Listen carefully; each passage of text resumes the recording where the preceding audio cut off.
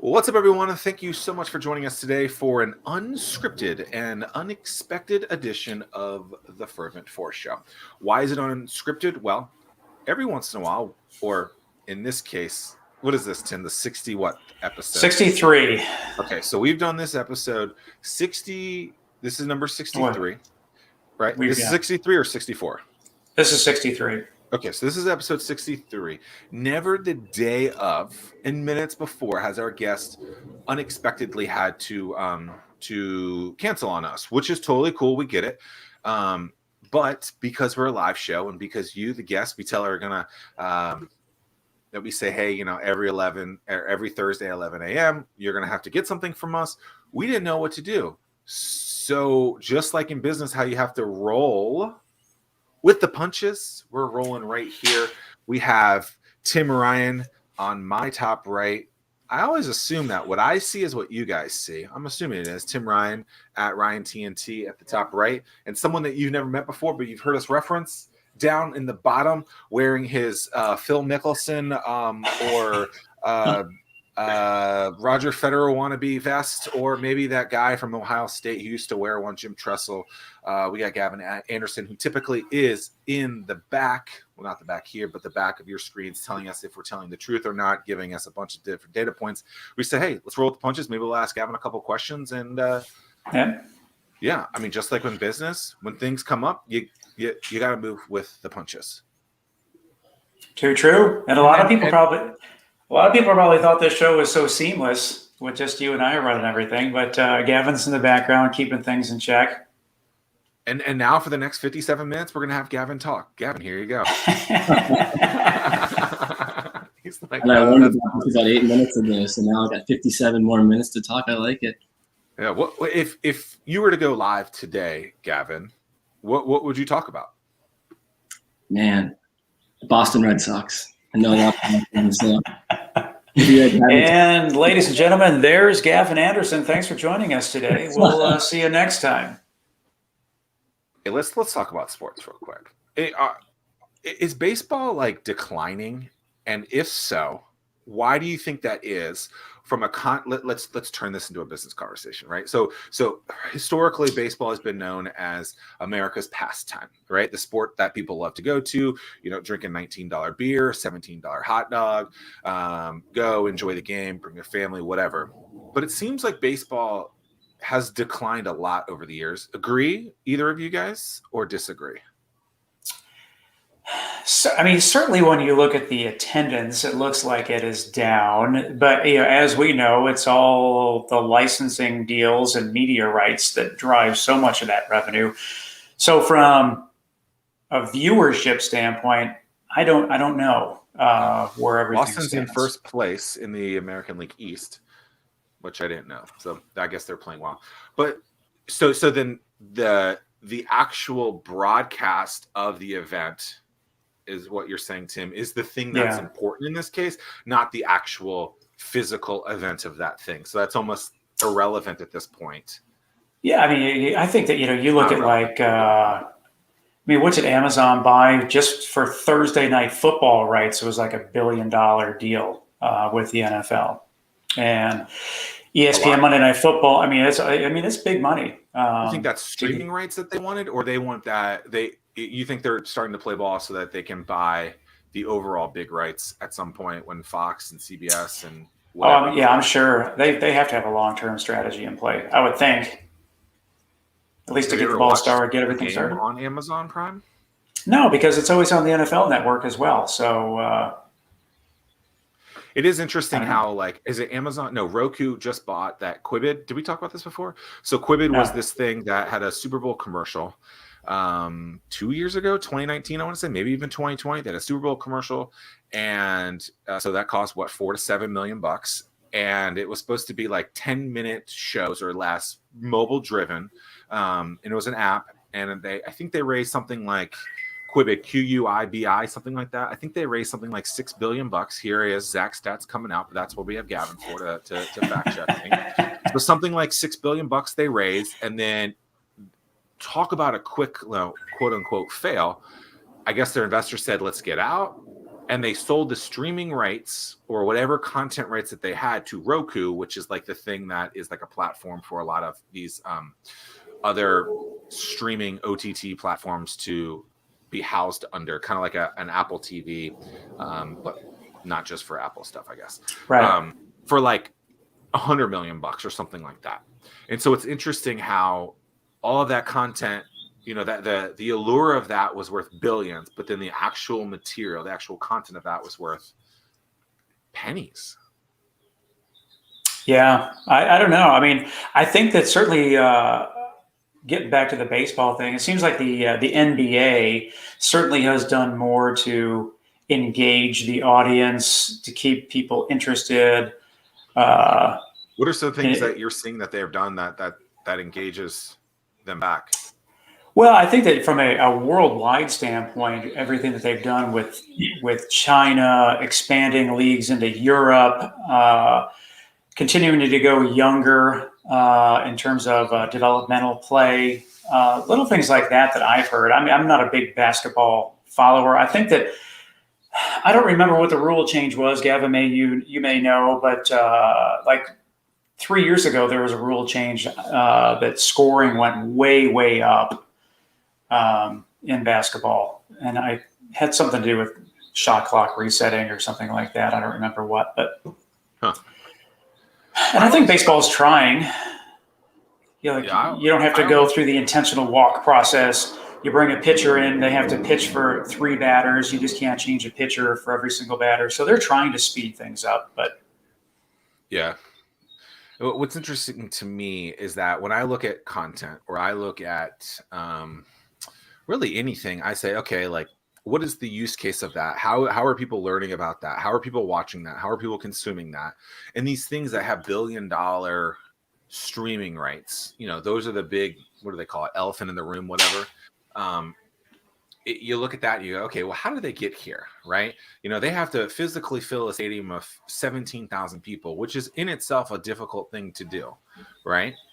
And then of that, they have to get millions of other people to view that thing, or the goal is to get millions of other people to watch that thing too, so that those sponsors, those advertisers would spend some sort of money to want to do that, because that's the play there. And it's always interesting to see how it works, and how the in-person event, I don't know what the word is, the in-person thing is different than what happens on TV.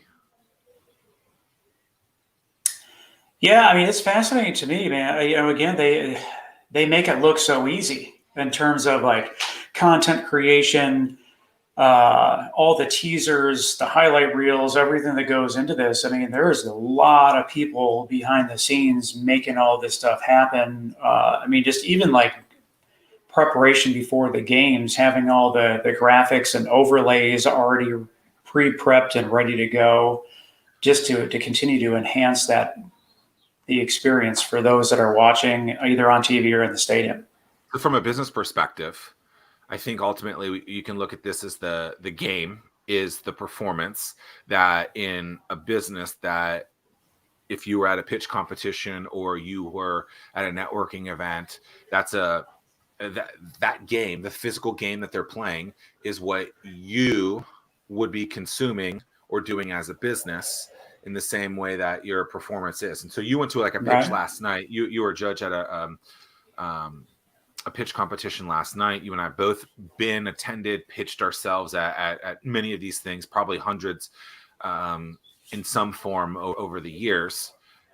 And you know, it's interesting at those type of events, I feel like you have to be gregarious in some sort of way, or be so concise about something that everyone can hear for you to actually win.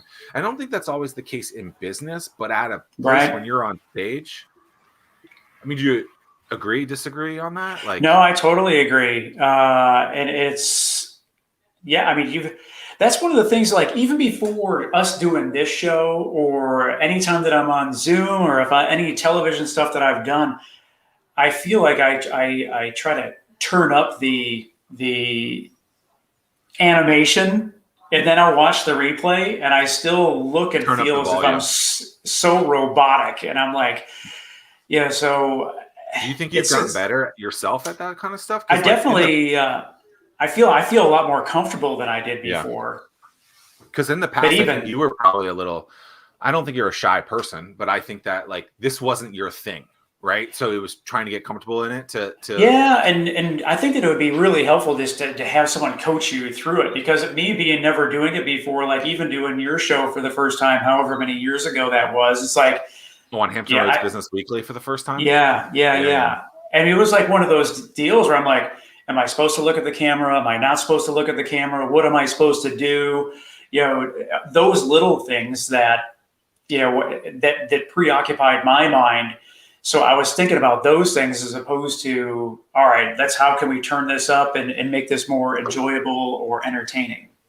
So hearing that, is it just that, is there any way to prepare for that? Is it like just ask a lot of questions beforehand, like what to expect, how to do this, how to do this?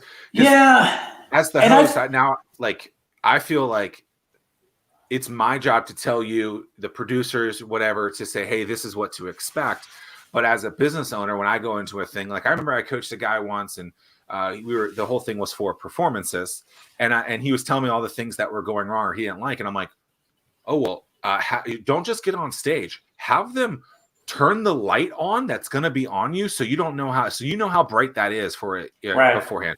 What kind of microphone are you going to use? Understand where your slides are. Are you going to have a mirrored presentation television?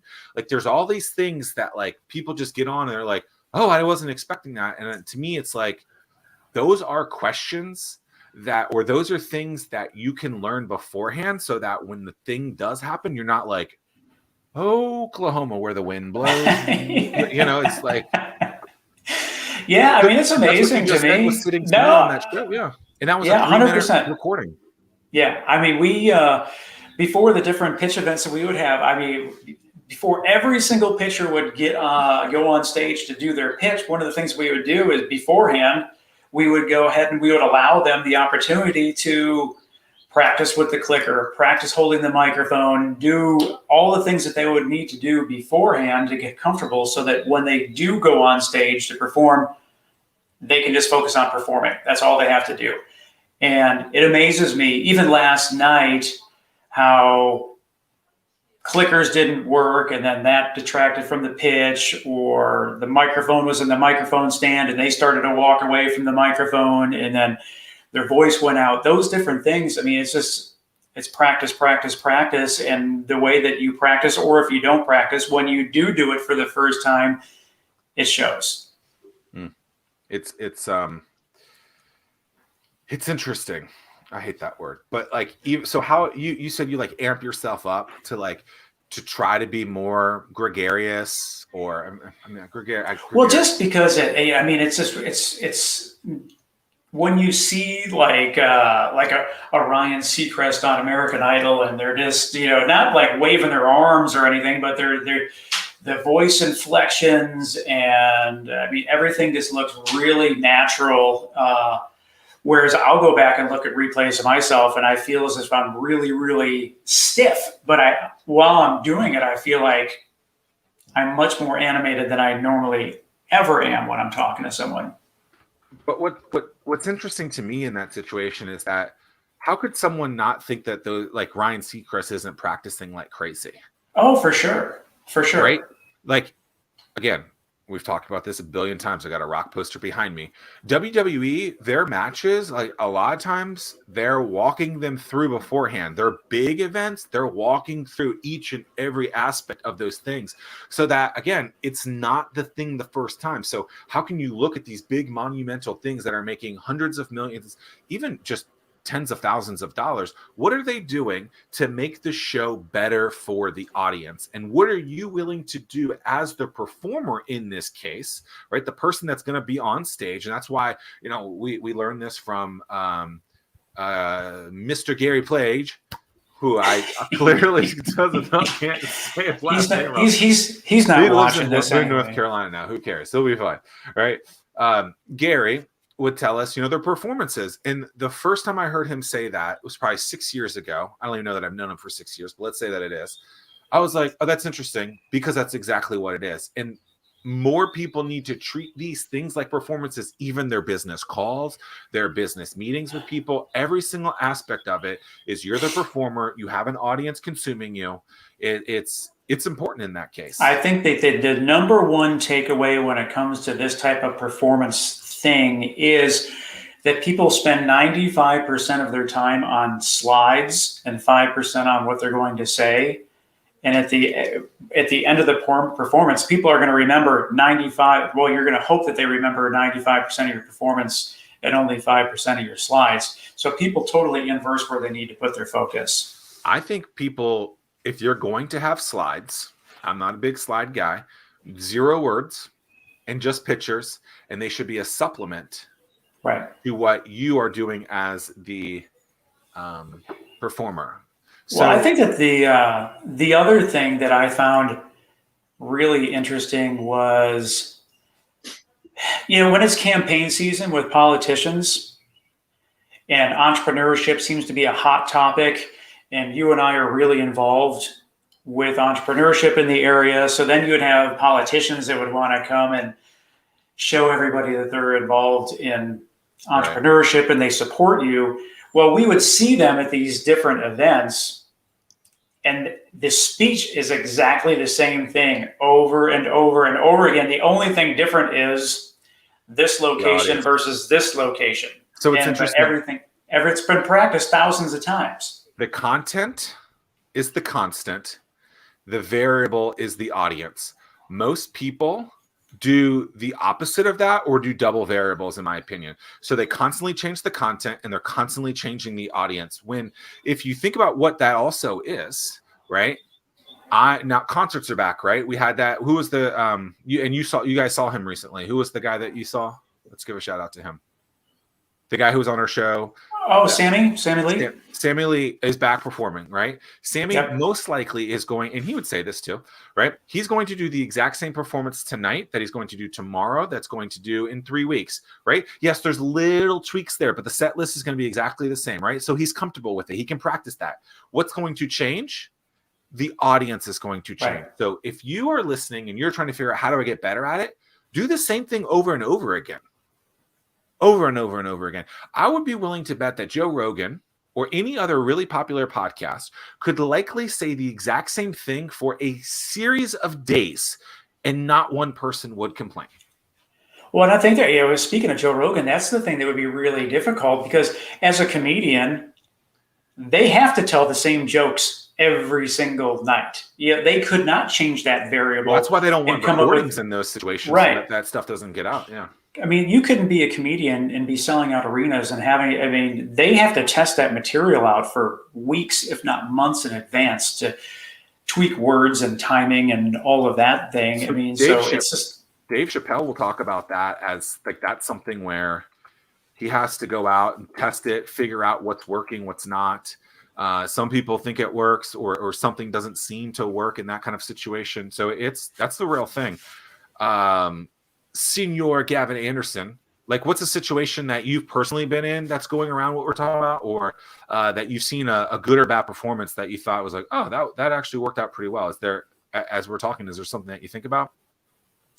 I mean, what comes to my mind is just like presentations in school. I mean, I'm fresh out of school, so you see a ton of presentations, and I think you learn the most, when you're not presenting. You see what people are doing wrong, and most people just kind of doze off during that point. But I think the ones that really focus in and kind of critique the other groups, they learn a lot for themselves, and you kind of learn what not to do when you get up there. So you have to practice it. You can't just get up there without. Well, and watch others too, I think. Just watch guys every week, how you lead in questions, how you answer questions. The other takeaway that I get from what you're saying, Gavin, is that you learn from screwing up more than you will learn from doing a good job. Yeah, hopefully if you screw up during a presentation, you're not going to make the same mistake a second or a third time. Yeah, you're going to remember that bad feeling, way more than you remember that good feeling. So, you fumble your words or you get up there and forget what you're going to say. You learn exactly why that happened. It's never going to happen again to you. And the same holds true in business. I mean, you can do all the different proposals. You can try to win all kinds of work. And when you win that work, you don't ever think about it again. You're just on to the win. You want to deliver the product or whatever it is that you have to do to fulfill the agreement. And then you move on to the next one. So you don't necessarily learn anything. But if you put a proposal in or you didn't close a deal, then you look back and you learn at what you did or didn't do. And don't tweak a ton of it. Just tweak one little aspect of it. I think is so important. So I found this. Is this my... This is, I believe, the first one. Let me know if you guys can hear the sound. Can you hear the sound? I don't hear anything. Wonder how to do that. And like the saving grace behind when that aired was I was running the One City Marathon during that, so I didn't have to be. I had the DVR set, and I want to say that it took me a couple weeks before I even wanted to sit down and watch that. Well, you did good. If people could hear it, I wonder how to do this. All right, you guys start doing it. I'm gonna figure out how to do this. Y'all chat. Yeah, Gavin, I want to thank. So you've been helping part of this team for, gosh, we're getting ready to go into month 7. And I mean, I look back at the time where you were getting ready to graduate from William & Mary. You thought that you wanted to go into explore the entrepreneurial space. You already have a position lined up to start your career, if you will. What's the biggest thing? What have you learned about entrepreneurship? What are your big takeaways that you've experienced over the past 7 months? Man, it's a loaded question. I think, the first thing that comes to my mind, and you can't say anything about me. This is not about me. This is about you. I think when I, initially reached out to you, I had this view of like the startup world and entrepreneurship as these, super intelligent, otherworldly creatures who I was never going to be in that arena with them. And then you start to work with these businesses, and I talk to you and we talk to people, and you start to realize that, they're no real different than, the person next door, the carpenter, the math teacher, and your neighborhood. They just, kind of have that grit, and they take those risks and go after what they want. So why do you think so? That's a really interesting point, right? So you hear all that, like, we live in a cancel culture world. We live in a world where if someone does one thing wrong, they're the worst person in the world type of thing. Like, the human aspect is what I hear out of that, right? Is that, hey, we're all humans, right? We all make mistakes. We all live pretty similar lives, right? So is that just something that needs to be pushed out more? That, hey, like, I had no idea that I'm basically, this is what I think I'm hearing you say is, like, I kind of put them on a pedestal before, and then I realized we're actually a lot more the same. And so is that just something that more people need to hear in the world? Or what would you do to fix that so that more people realized, hey, like, the guy who owns this business down the street is actually pretty close to being the same as me? Yeah, I mean, I think just getting those people in front of, motivated, intelligent young people. I think the content we see every day is the Shark Tanks and Elon Musk's and the Bill Gateses, and you start to think like, oh, I'm not Mark Zuckerberg, but that's all you see. And so if we just had those people coming in, university classrooms, high schools, talking to those classes, I think it would break down that stereotype. And y'all are super lucky that you got to live this world, because when Tim and I grew up, and Tim's a little older than me, not by much, things weren't pushing like entrepreneurship, things weren't pushing entrepreneurship for me, right? And now it's like it's not even just a buzzword. We asked someone recently, I thought, why do you think entrepreneurship is still doing it? And it's like, it's just the norm now. And I guess that's because of the internet, things like a Shark Tank. It's very interesting to just think about that, how this was not a lane that we could have taken before, or were shown to take before. It was always go work for the Booz Allen Hamiltons of the world, work there for 400 years, and then retire. And now it's like, hey, like that's an okay career. That career is fine, right? But that's not the only thing that you can do, and you can do other things, and you can have a differently meaningful life if you want.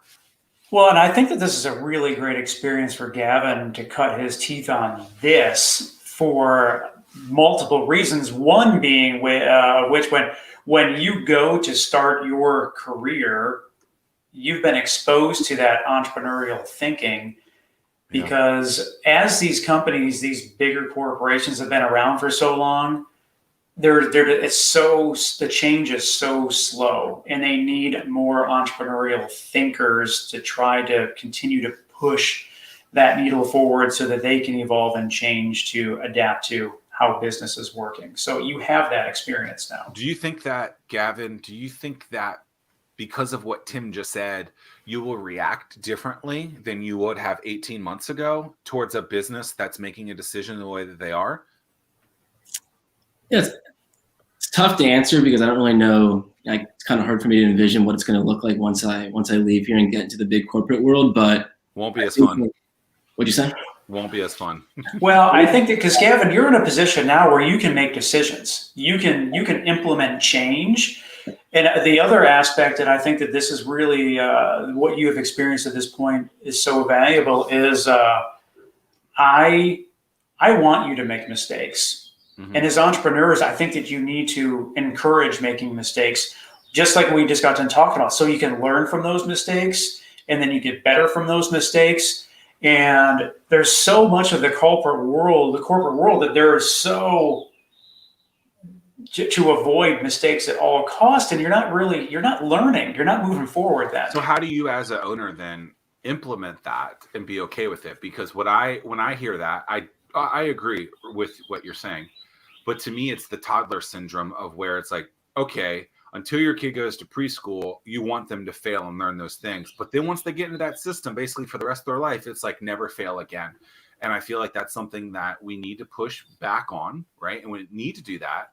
But I don't think that people incorporate that in any kind of way. And maybe it's because money's involved. They don't want to lose money. And maybe it's a plethora of different things. But like, how does a business implement something like that when it's not, they're not accustomed to it, I guess? Well, I think that I gave you a good 5 minutes before I threw you into the deep end. Maybe. I mean, I would say from my point of view, what's made me feel comfortable taking ownership of my work, doing meaningful things with Tim is that I know even if I mess up, first of all, it's what's the worst that's going to happen if I mess up. And it's not like Tim's going to freak out, get really angry at me, fire me. Like, I know that he understands and that he's putting me through these exercises on purpose. So having that trust, I guess, with your superior, I think the worst thing that he could do is sign you up for a marathon. Or an Ironman. What is worse? You got two experts. I don't know. I'm not an expert. Interesting. But I mean, to that though, yeah. I mean, but so I think that you're going to end up working for people that are going to micromanage you.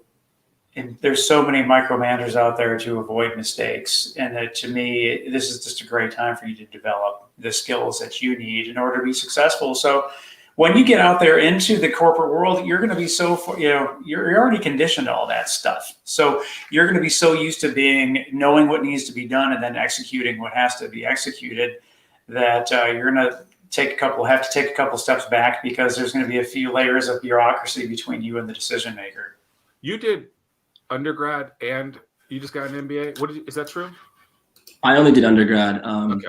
I haven't gotten a graduate degree yet. All from William & Mary? All from William & Mary. Got it. You ready for this? You ready? I don't think I can put this on the show with all of us to watch, but we'll watch a couple seconds of this. I'm pretty sure I got it to go. So this is Tim's debut on my former TV show, Hampton Roads Business Weekly. I'm interested in hearing how I introduced him as well. This should be interesting. Nothing like a nice green shirt. And if it's not green for me, I'm colorblind, so don't blame me. Here we go.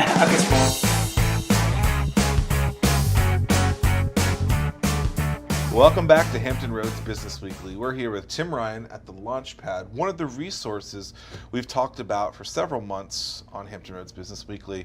Tim, tell us a little bit about the Launchpad and why this resource is so important for other entrepreneurs in the area. Yeah, thanks for having me, Zach. One of the things about the Launchpad is that we bring the resources and the procedures that startups, entrepreneurs, and small businesses need in order to start, grow, and succeed in their business. So a lot of people would say that the context of the director, which you are, is important, that they've been there before. And so you got out of the military, thank you for your service, a few years back and started a company called Arcphor. How does what you learned from Arcphor equate into more success in you giving advice and running the Launchpad here? Well, one of the big things is, as a startup myself, I was in the trenches. I understood exactly the pain points that the startups that are in the Launchpad experience, and quite frankly, I know the positive and I know the negative, and I've been able to learn from those negatives, identify what trouble areas that startups may have, and I can work with them. So just being really understanding of what they've experienced, I can help them move forward. How about that? How do you feel about that? Well, first of all, button-up shirt. People don't do that. Same hair, of course. Terrible questions. What's interesting is I hate saying that word. You and I are very comfortable around each other, but it almost seems like neither of us are very comfortable in that situation. Well, I think but that was the whole thing. It was, we had known each other for so long at that time that we had to act as if we had to put our professional faces on, because I wish that we still had access to the outtakes, because I remember towards the end we had to retake something. We did the whole interview all in one take, except for the very end, and we were almost on the floor laughing at whatever it was. Is that like the handshake thing? The handshake? Yeah. Oh boy. Yeah, that was fun times. Gavin, would you have turned the channel if you watched that? I enjoy it. I think it's, is that shirt not green? No, it's blue. Your shirt was green. Okay. I'm very colorblind. Like, I like the video of you interviewing yourself. When I told one of my friends at school that I was working on the podcast with you, he had worked with you, through the school at some capacity. And the first thing he sent me was a YouTube link to you interviewing yourself. And he's like, you got to check this out. And I was like, oh my gosh. I was like, it is good. That's probably the single greatest thing I've ever done in my life.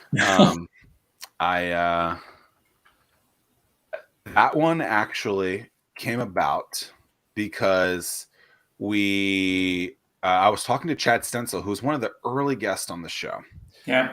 And he said something like, you should interview yourself. And I was like, oh, that's a good. I was like, I need to do a trailer for the book. And I need to do a trailer for the book. And who should I interview? Or something like that. And he's like, you should interview yourself. And that came about really, really quick.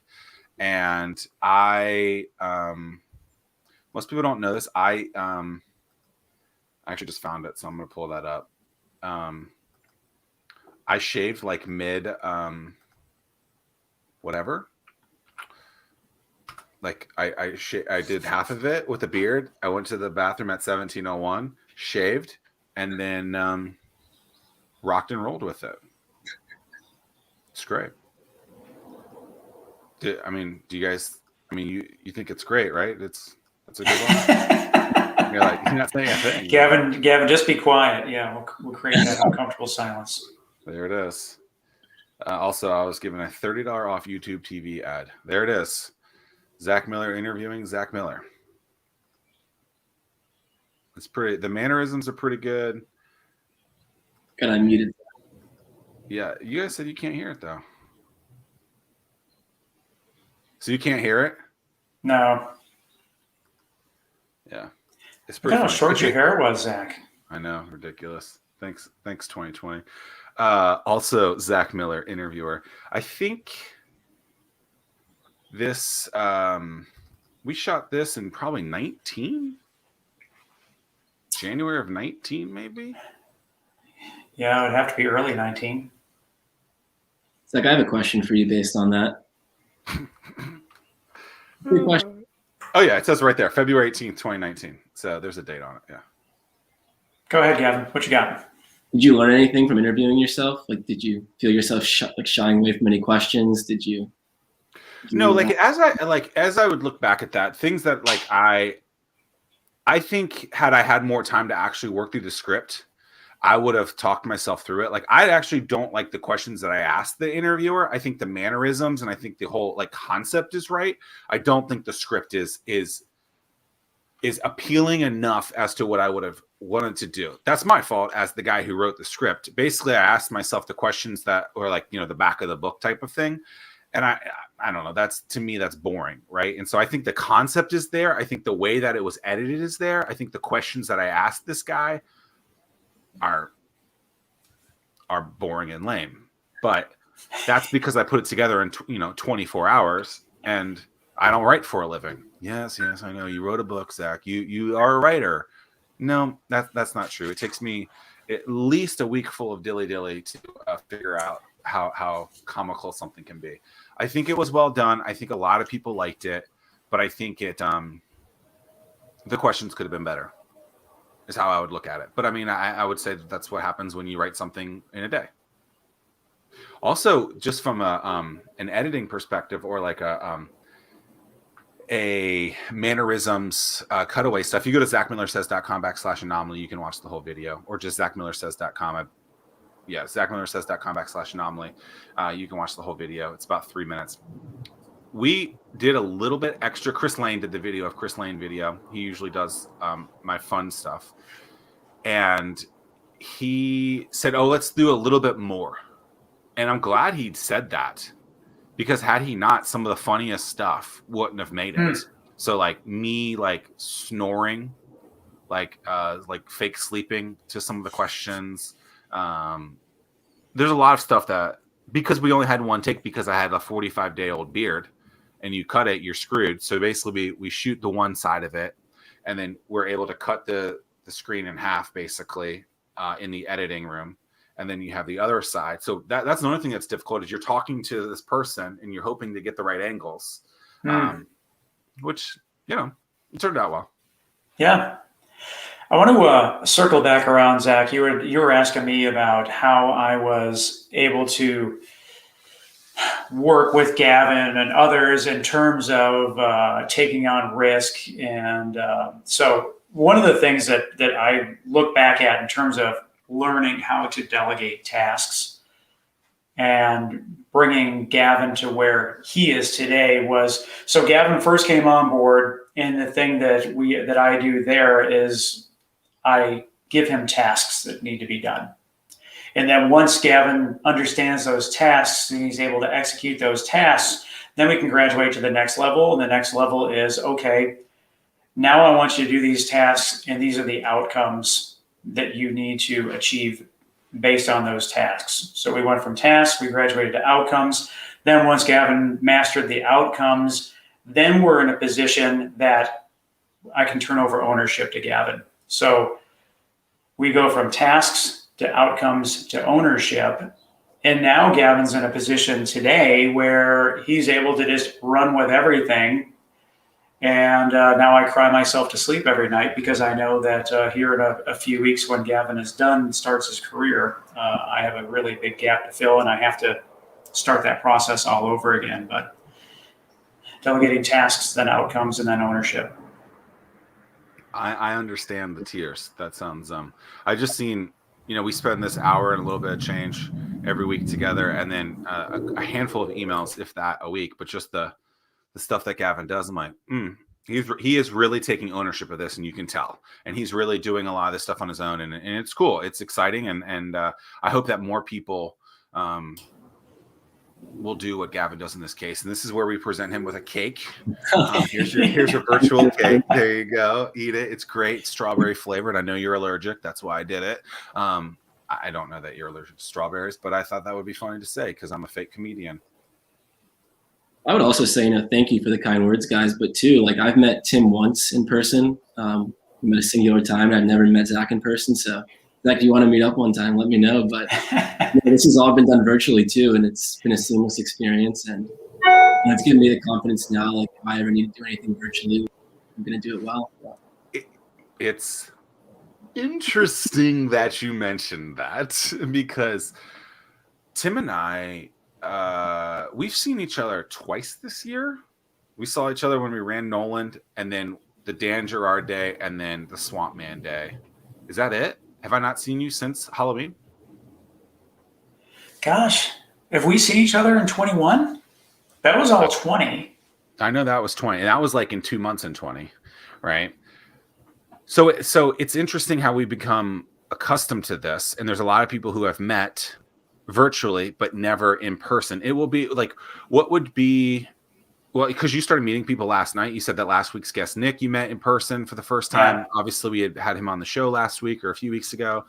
Like, is it the same? Is there No, it's anything weird. different? Like, okay, It's totally weird. But, well, because you haven't done it for so long, or what? Well, so there's a couple aspects. One, you haven't seen anybody face to face, or chances are you haven't seen that person in a year and a half.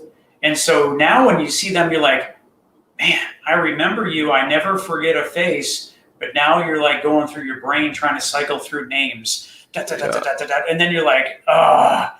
And then the other aspect of it is you're so used to seeing everybody on a 2x2 square on Zoom. You don't know how tall someone is, how short someone is. You don't know anything. So like you see somebody and you're like, you're just, it's figuring weird. it out. Yeah, it's like when you're watching a movie and your bandwidth isn't there. It's like your bandwidth is catching up in this like little circle of death, and you're like trying to figure out like, okay, all this stuff about them. Okay. And you like have all those thoughts. That's interesting. I really haven't seen a lot of people myself, a long time viewer of the show and a couple of time being on the show. Chris Hill and I met up today for the first time in about 18 months. We both have dogs that we got in the pandemic year, and so they met for the first time today. We went to a dog park by his house, and he used to work out of my office. So then even, it was fine. He was like, give me a hug, man. And I was like, oh yeah, I forgot I was supposed to, shake your hand or whatever. Apparently today is National Shake Your Hand Day. Is it really? Yeah. They didn't cancel that one. That one's interesting. I guess people are back to shaking hands or whatever. Or I always wanted the Michael Scott bow. Yeah. There was a lot of handshaking last night.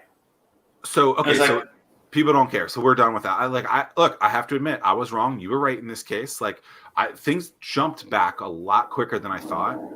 I guess people really were over it, or I don't know, or maybe these are their early adopters from the bell curve of it. But it seems like things have popped back a lot faster than I would have thought.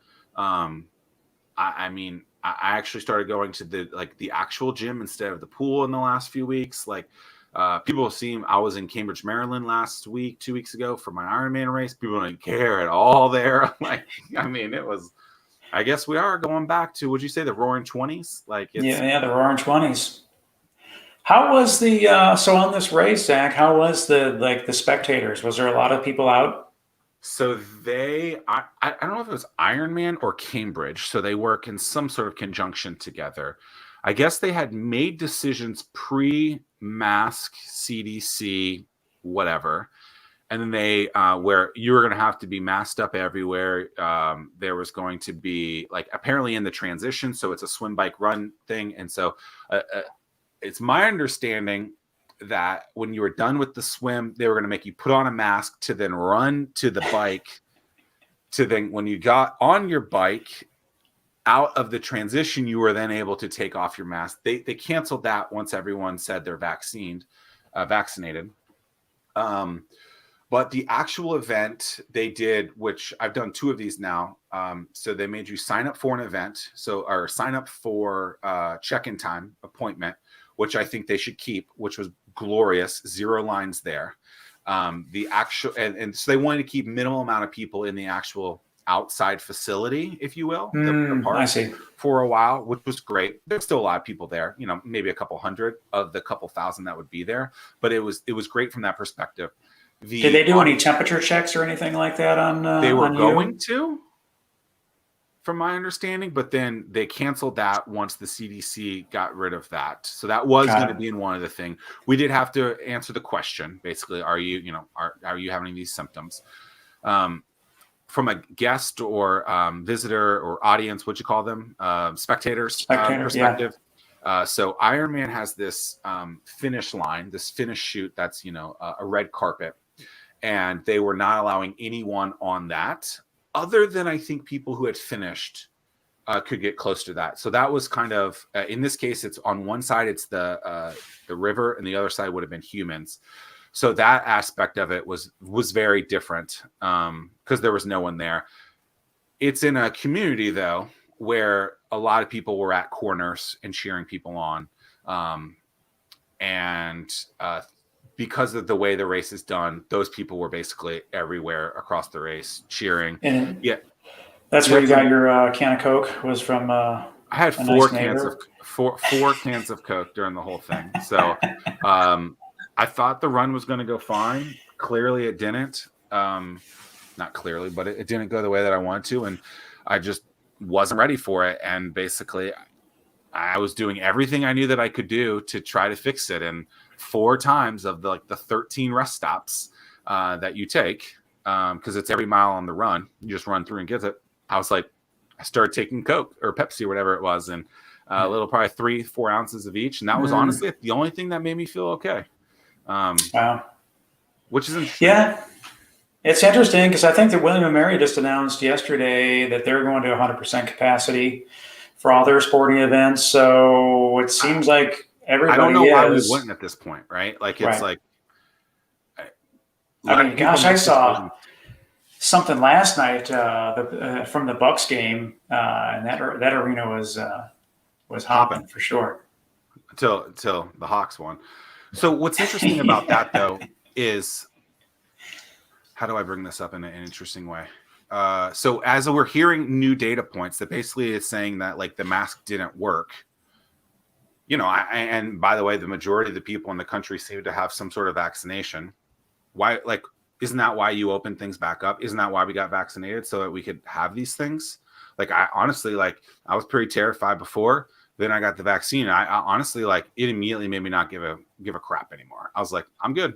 We're good. I had the thing that you guys told me to get. Hopefully that thing is as safe as it can be, and let's go. Because otherwise, why do you get this shot? And that's not trying to become some political thing or anything like that. It's just like, that's why you get the shot, so that you can open things back up and have things back to normal in some capacity. And so I think it should be open. Science is science and data is data. And the whole aspect of science is to prove or disprove assumptions. Yeah. Sure, but it is what it is. Is one city going to be in March? Have you heard about that yet? I haven't heard. I have not heard. But Richmond just sent out their announcement. For what? For their marathon. Or I thought it was already open. Or there was something new that was sent out. But yeah, I don't know. What do you think about races and communities? I feel like, you and I, you more than me. So Gavin, you live in DC area? Northern Virginia area? And Tim has done marathons in a few different places. I've recently gotten into doing more triathlon related races.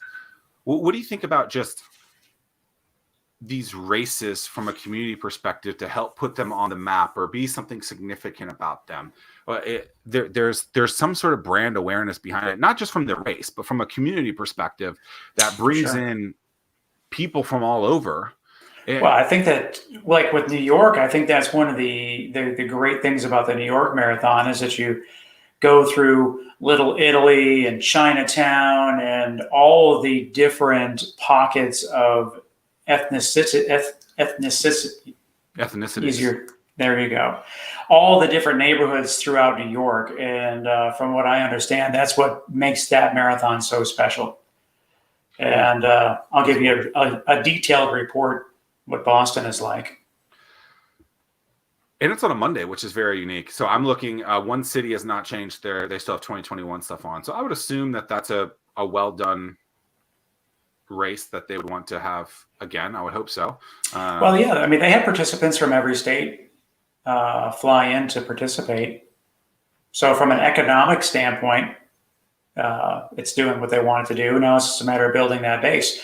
Going right back to what we were talking about with sports. It's an experience standpoint where the goal is to get people into the stadium, have them buy a ticket, and then make sure that experience is so great to continue to bring them back over and over and over again.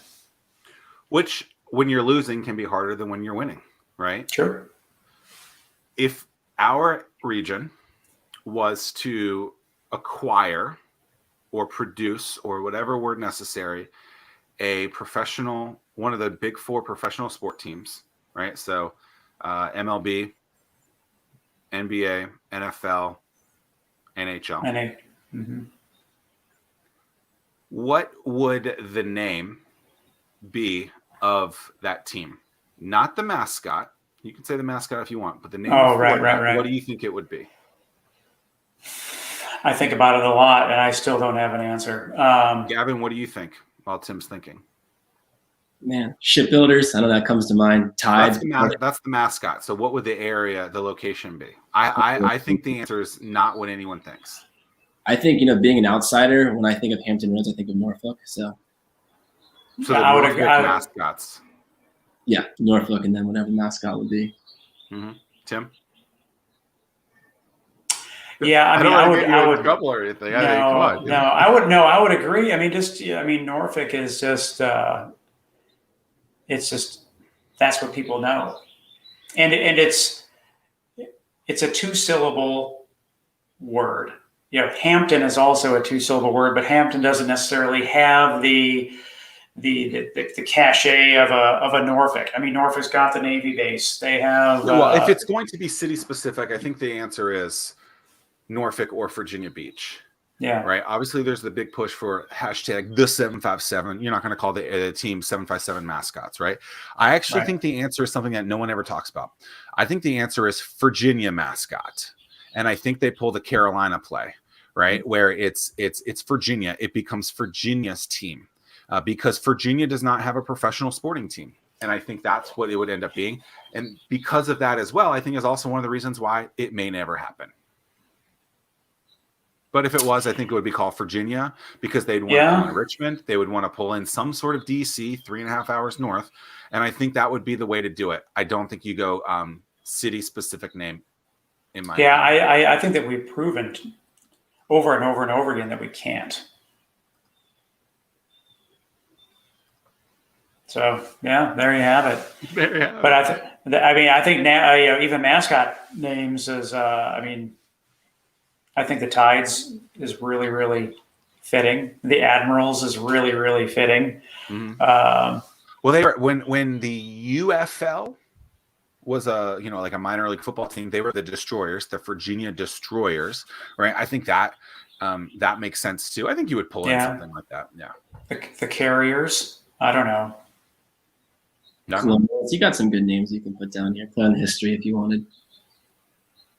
Yeah. Yeah, I think it would be interesting to see what would happen in that kind of case. I think people get so tied on the regional name they don't think about the actual branding aspect of that, and I think it would become a Virginia type of thing. Well, but who knows if that will ever happen to see it. Something recently happened that there's an individual in town, and it's really, really cool. And I'm hoping to get her on the show to talk about grit and how to build a brand and stuff like this. And it's someone that's run a bunch and won a bunch of races that you've been at, Tim, is Sika Henry. Oh, yeah. And so she became the first professional Black triathlete in the world. And it's super cool. She's been on this, she was on SportsCenter, I think I saw her, or some sort of ESPN, and a plethora of, the word of the day, plethora. She's been on a plethora of different media outlets talking about it. And the grit that she's had to go through to see this is really interesting. And so she's been able to put the region on a map a little bit. And so I'm hoping to get her on as a guest in the future as well, just so we can talk about, how to build a brand, right? Because that's something that you do as an individual in this in that sport. But then to have the resiliency and the grit that she had a big accident. She fell out, she crashed a bike or something like that, like 26 miles an hour, like a few years ago. And to come back from that is something, that's a face plant that a lot of businesses go through, how to get through stuff like that. I think that could be very, very valuable from an athletic standpoint to parallel that with business. That would be interesting. Is there anything from a disaster standpoint that you can think of with you in business over the last decade or so that you've gone through that, like you got through because you looked at like an athlete and how they got through something like that? Thankfully, no, not disastrous, but I had this conversation yesterday that I know that there was a lot of times that I was very thankful that, and then even going back to with Gavin, and not necessarily encouraging mistakes, but when you're small, the whole idea is learn those mistakes, experience those mistakes now, because it's a lot easier to handle and deal with $100 mistake or $1,000 mistake as opposed to hundreds of thousands or millions of dollars because you didn't learn it early enough. What about the aspect of taking forever to qualify for Boston? That's his grit. It is, because I know that was hard for you. Stubbornness. You think stubbornness? Why? Because I know you put in the hours. In a good way, stubborn in the sense of I'm not giving up, and but it's one of those deals where you never know where the finish line is, and you just got to keep. You don't know where the finish line is from a business standpoint. You might be one call away, one contract away, one purchase order away. You just don't know, and if you just throw in the towel because you're tired, you just go on never knowing. And and as you found out, Zach, with your Ironman, it's like you put in weeks and months of training, and this goes back to the mastering your performance aspect. You have to do everything. You have to make sure that you're trying the right foods before you do this, the right drinks before you do this, the right clothes, make sure your toenails are clipped. You got to do all this stuff to make sure that when you perform on game day or race day or whatever it is, that you're at your best. And that you practice it. You said something before, like you practice. There's a line you said you practice how you run or something. There's a line that you've used before, like you. It's on that mindset, but it was like a catchier phrase. Because I don't think that I shared this on the show before, but for me to qualify for Boston, I had to run faster than 3 hours and 20 minutes. That's the qualifying time. Just to qualify. And then what happens is, so this year they limit it to 25,000 runners, and then they take the fastest group of runners in each age category and gender category. So just because you did a sub 320 doesn't guarantee that you are in the race. You still have to be one of the fastest qualifying times. So it's a qualifying time and then a top percentile of whoever else that's in that percentile. And it took you had the first time you ever got the qualifying time was one city, March 1, 2020. And that was your sixth time? Yeah, that was my fifth time running the one city. So as it turns out. And that's so hold on. So that's 5 or 6, because I think you took 1 year off. So that's 6 years of training, 6 times 365. That's 2,000 days of doing basically the same thing over and over again until you actually figured out the game day aspect of it. That's interesting. Yeah. So it turns out that particular race I ran a 3 hour, 12 minute and 12 second race. So I had 7, almost 8 minutes of cushion below the qualifying time. And then as it turns out, you submitted your application to run Boston. You waited 5 days because they have to look at everybody's score, determine what the fastest scores were to see who actually gets in the race. So long story short, the cutoff line to get into Boston for my particular age group was 3 hours, 12 minutes, and 13 seconds. So I made Boston by 1 second. And that just, when you translate that into business, you just have to keep on persevering. You have to run through the finish line. If I would have taken one extra sip of water, if I would have given one extra high five, if my shoe would have came untied, whatever the case was, I wouldn't have qualified. And so from a business standpoint, you've got to see your way through every single day. I mean, there's a lot of times that you have the choice. Do I do the easy thing at work or towards my business, or do I do the hard thing that I know that needs to get done in order to move my business forward? So many people are going to take the easy road, and then a week, 2 weeks, 2 months goes by, your business is still in the same place. Whereas if you go ahead and you take you choose the tough pill, the hard task to do, that's what's going to move your business forward. So, I mean, this is just a long story in the sense of, man, you think you've got it made, and it turns out I made it by 1 second. Do you think that you tried harder on this one? Well, I thought I tried as hard as I could on all of them.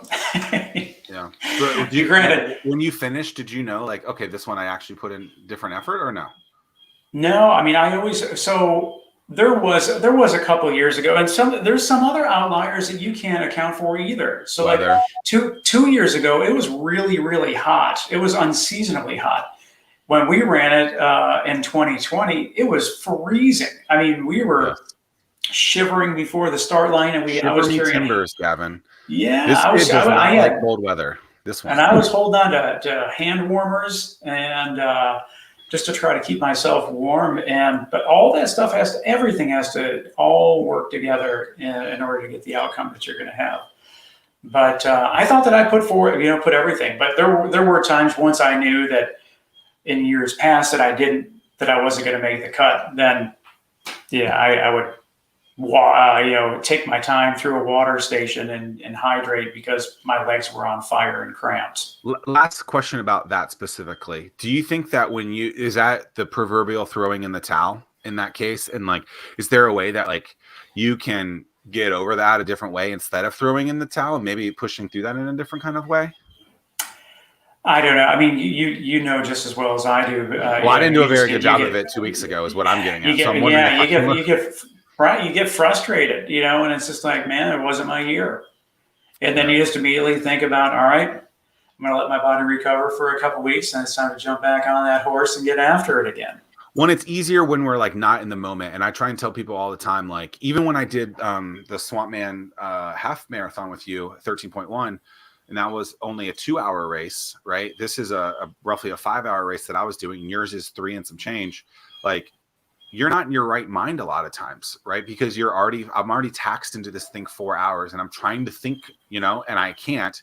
And then it took one little bad decision, and then boom. And I remember even talking to you about some of this stuff during marathon training, where it was like, hey, like to get to this point, you have to be 3 hours into this race or into this practice. And that sucks that like, you can't practice that like 15 minutes and stuff like that. Right. And so like your mind isn't, from a business perspective, when you're going through something and it's like, that's why I always say, get advice from people who have gone through that thing so that they can put you in the right mindset. Because when you're there, it can be very, I don't know, delusional. It can be very discouraging. It can be very difficult to try to figure out, okay, what in the worldwide web am I saying to myself?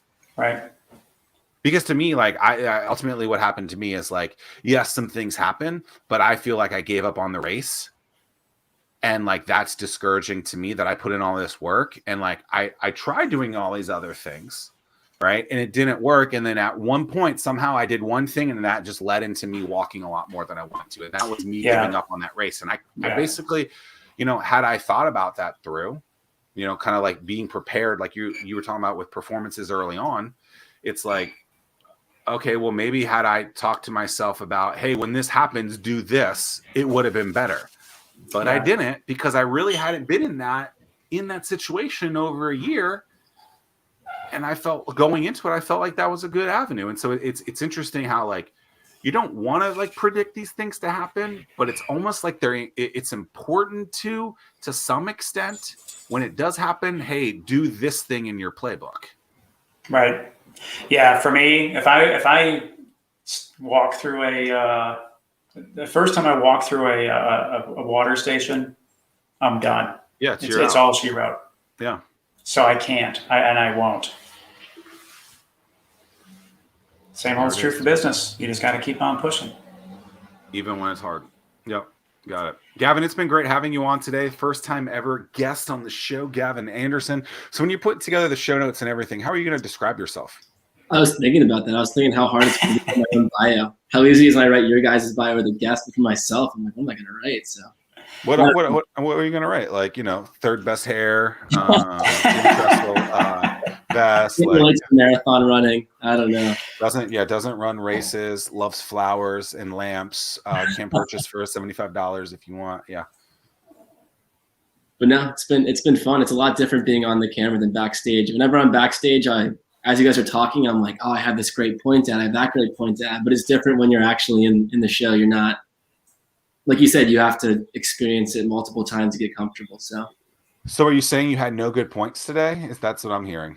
I think if they had like the All In podcast, they do like the Freeburg meeting and stuff. I think the Andersen would be pretty high today. It was had some good performances. So next week we'll be back behind the camera, or are you gonna come back and what do you want to do? Your decision, Zach. You and Tim are going to talk it through. You're fired.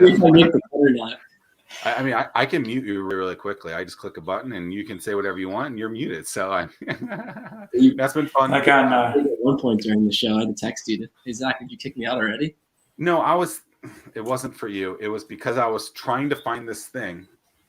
I was trying to find that video of Tim, and I thought it looked like you were too. So I took you off so that It's okay. I'm yanking your pants. It's not a big deal. We look forward to having Erica at some point on in the future. She will sign up. If you're interested in being a guest, head on over to startwheel.org and click the Fervent Four Show in the tab. We'd love to chat with you. Any final thoughts by either of you? Gavin, it was fun. It was fun. Yep. All right, that's it. Peace and pancakes, y'all. Thanks for watching. See y'all soon. Gavin, we look forward to having you back in the back room. I'm just kidding. See you guys. Peace. So long. Laters. Pancakes. I haven't had pancakes in a while.